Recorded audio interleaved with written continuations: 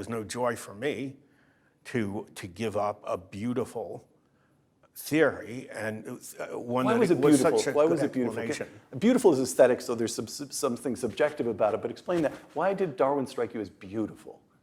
You know, each year of my life, I am less convinced that there's anything at all subjective about beauty.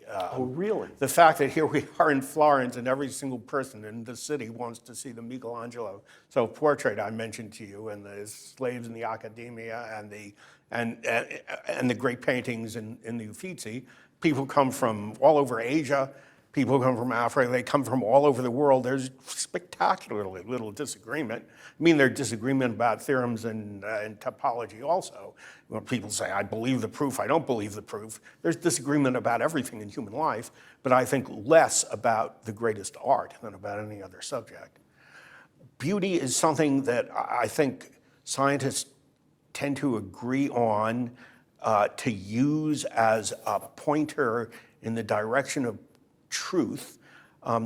Darwin's theory struck me as beautiful insofar as it explains big things by generalizing little things. You mentioned the change in the density of fur on a creature with fur, the shape of the beak of a bird or of the feather of a bird. Darwin can explain those things by principles of natural selection.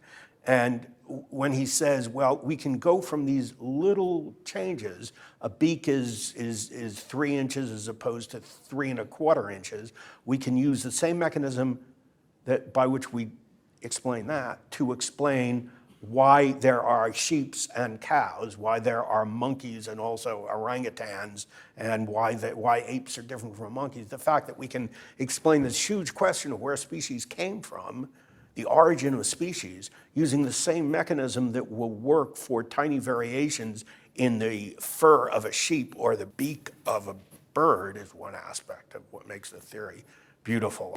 Why is the Cambrian explosion such a problem for